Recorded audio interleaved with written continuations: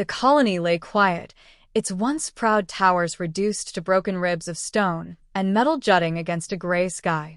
The war had ended years ago, but scars still lingered in every shattered beam, in every crater carved into the ground. A man moved slowly through the ruins, his coat patched, his boots worn thin, his hands carrying the grime of 1,000 repairs.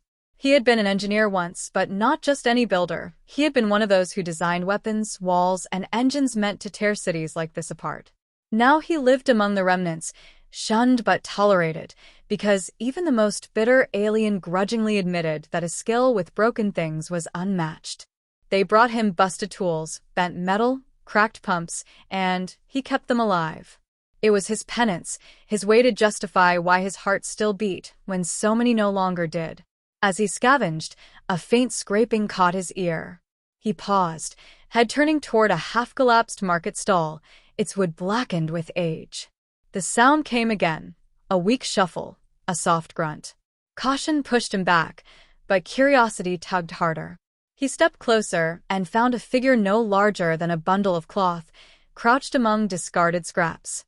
An alien child, thin to the point of frailty, with one eye clouded white and the other darting nervously, as if expecting blows.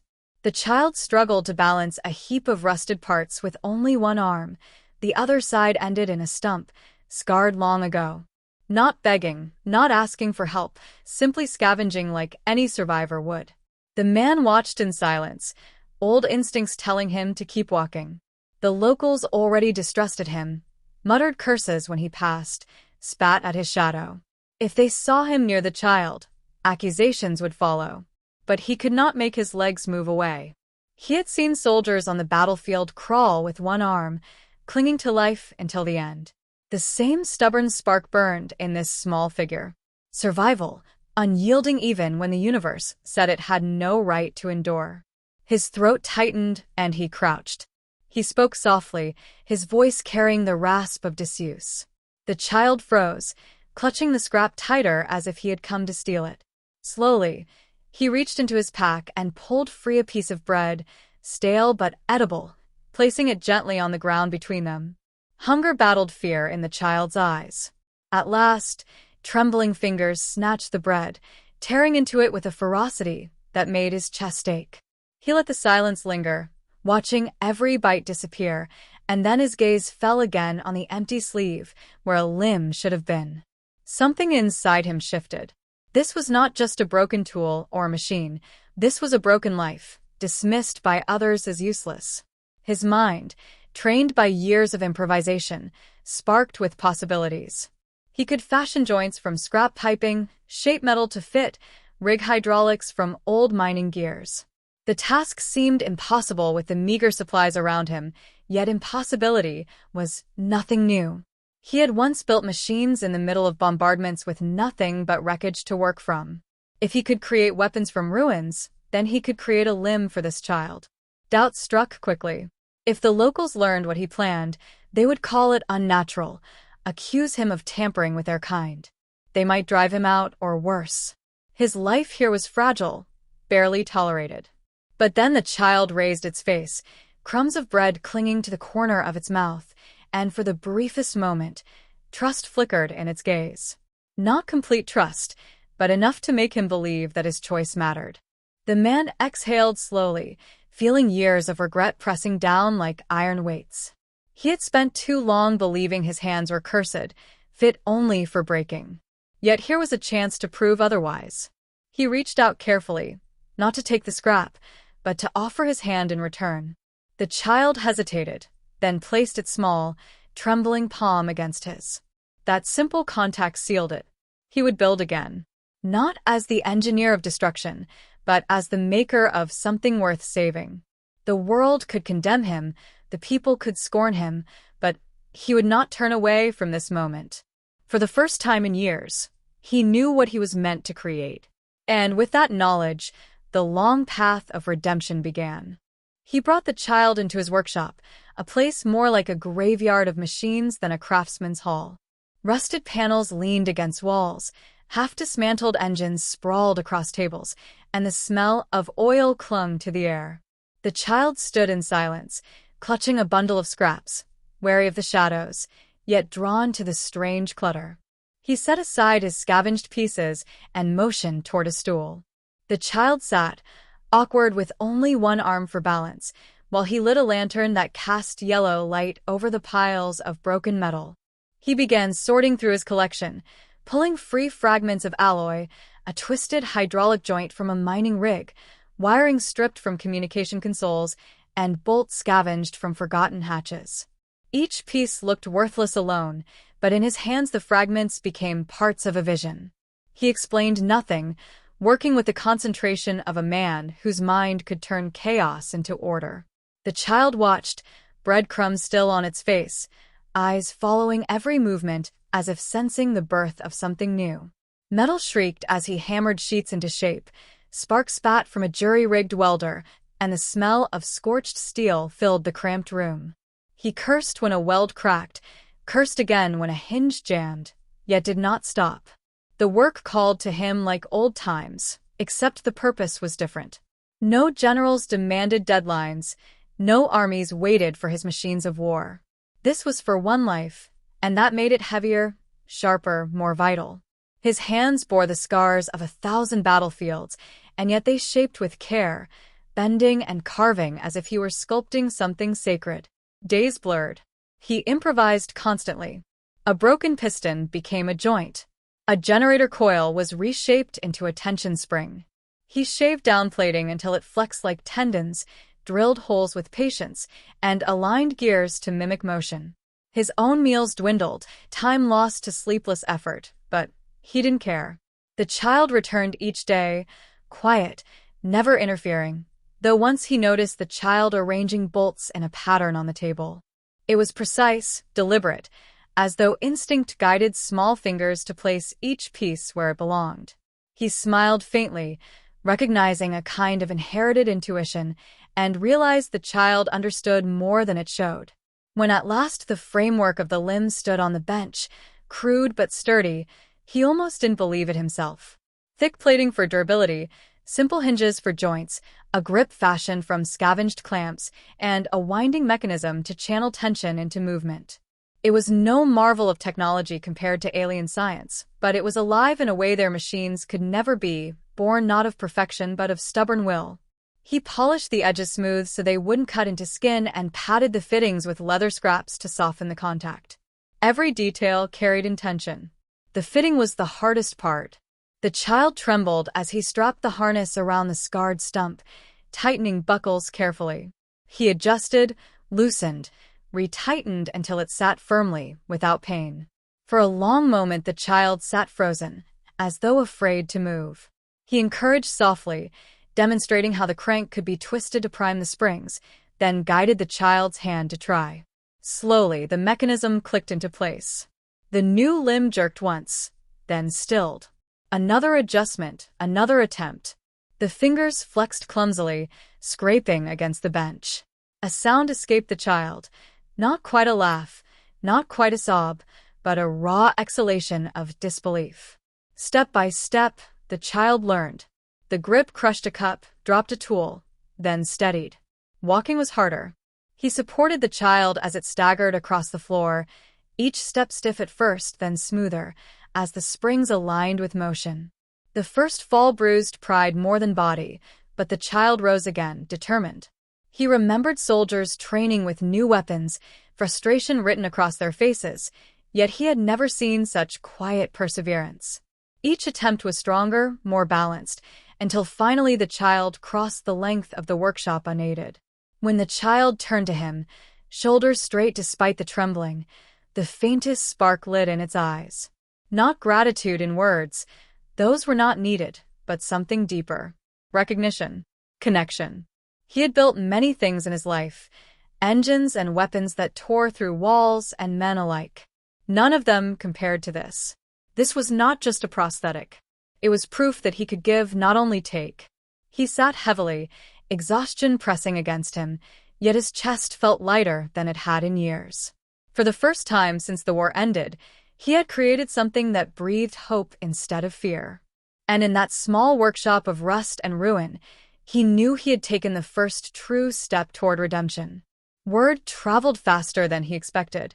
By the next dawn, whispers spread through the settlement of the human who dared craft a limb for a broken child.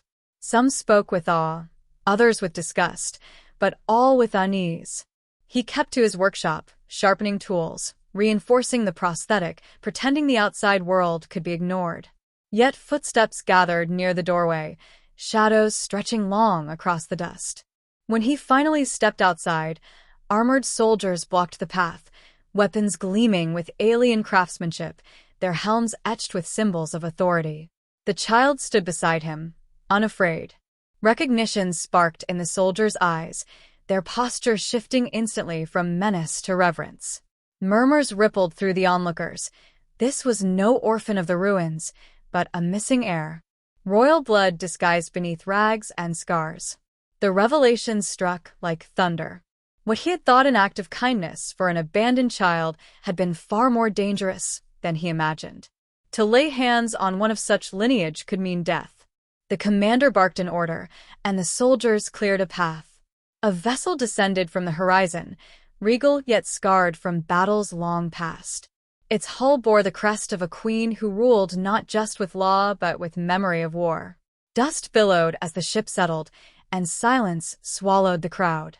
He felt the weight of eyes on him, the quiet judgment of those who had waited for the moment when the queen herself would decide his fate.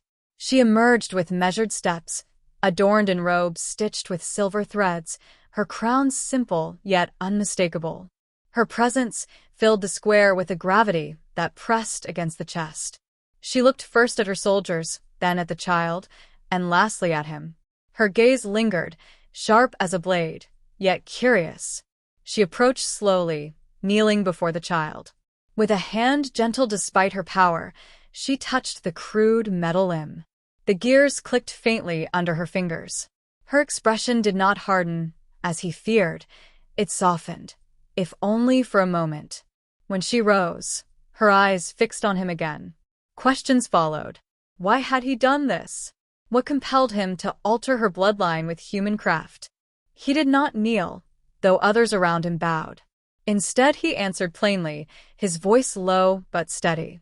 He told her he had spent his years breaking things, tearing down lives and worlds, and he could no longer bear the weight of destruction.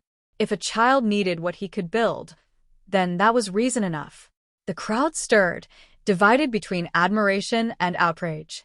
Some hissed that it was blasphemy to replace flesh with crude machinery. Others whispered that perhaps it was a miracle. The queen raised a hand, silencing all.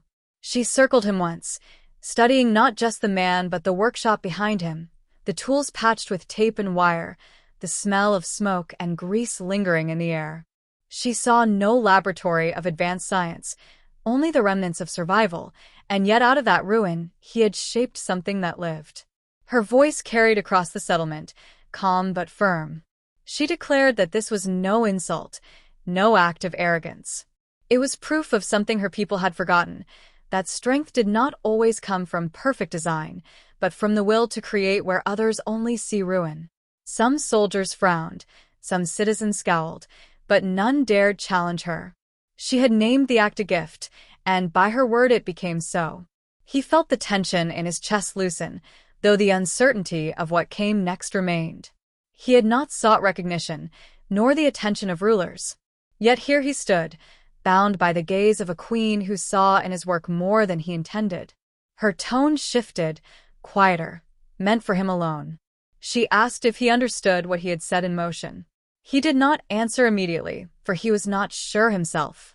But when his eyes met the child's, standing tall on unsteady legs, the limbs steady beneath her weight, he found his voice. He said he understood enough. The queen's eyes narrowed, not with suspicion, but with the weight of choice. She turned back to her vessel, instructing her soldiers to prepare. By nightfall, she said, he would know why she had come. And as the engines roared to life behind her, he realized the course of his exile had shifted forever. The settlement gathered as the queen addressed her people beneath the shadow of her ship. Her voice carried not in anger, but in solemn command, each word cutting through the murmurs of dissent. She told them what she had witnessed. A human exile, living in ruin, had forged with his hands what their own artisans and healers had abandoned. A child thought broken now walked, and that act could not be dismissed as accident. Some voices rose in protest, nobles insisting it was corruption, unnatural meddling, proof that humans were dangerous even in kindness. Others shouted that it was hope, that if life could be restored from scraps, then perhaps all was not lost. The queen silenced both with a single gesture. She spoke of strength, but not the kind her empire had clung to for generations. Strength, she said, was not the ability to destroy or dominate, but to rebuild from nothing.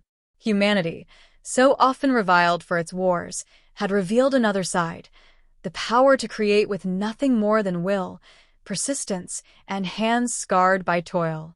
She declared before all that the act was not defiance, but a gift, and a gift demanded recognition. The child stood at her side, the new limb gleaming under the light. Each step she took across the platform echoed louder than words. The crowd watched as she moved unaided, her gait uneven but steady, her expression neither fearful nor ashamed. That image struck deeper than proclamations could, the broken heir walking again because a human had chosen to give rather than take. In private, the queen spoke to him with less ceremony. She admitted her people's sciences, advanced as they were, had forgotten the value of simplicity. Machines of theirs were elegant but fragile, dependent on perfection. What he had made was rough, almost crude, but it endured. It was proof of resilience, something her people needed as much as they needed peace. She told him plainly that his work had forced her to reconsider the path forward. A throne could command armies, but survival demanded builders. She asked if he would help her, not as a weapon, not as a servant, but as an ally in rebuilding a people scarred by war. He hesitated. His past rose in his mind, cities burned by the very machines he designed, soldiers who had trusted him to build engines of war that left nothing standing. Guilt weighed heavy, threatening to choke his answer. But then he saw the child enter the chamber, the crude limb carrying her with steady defiance. Her eyes met his, and in them he saw something fragile yet unbroken, the belief that he could be more than the sum of his regrets. He agreed, his voice quiet but unshaken. Not for crowns or recognition, but because for the first time in years, he felt his hands had purpose beyond destruction. The queen inclined her head, satisfied, though she warned him that the road ahead would test both his craft and his resolve. He accepted without argument. When the queen's ship rose into the sky with her heir and her soldiers aboard, he stood among the gathered settlement and felt a weight shift inside him. The people did not cheer his name, nor did they offer trust easily, but the silence was no longer laced with only hatred. Some looked on with suspicion, others with cautious respect, but all knew something had changed. He returned to his workshop, the smell of oil and metal waiting for him, tools scattered where he had left them. For years this place had been a tomb for broken things, and he had believed himself one of them. Now it was something else, a forge where pieces could be shaped into wholeness again. His reflection in the darkened steel of a half-finished plate no longer seemed like a ghost. He thought of his past, hands stained by destruction, and then of the child walking on a limb forged from scraps. The contrast was stark, yet it told him all he needed. Redemption was not found in forgetting the past, but in choosing what to build next. For the first time, he did not fear the weight of his own skill. His hands were not cursed. They were meant to create. And with that realization, he knew he was ready for what the future demanded.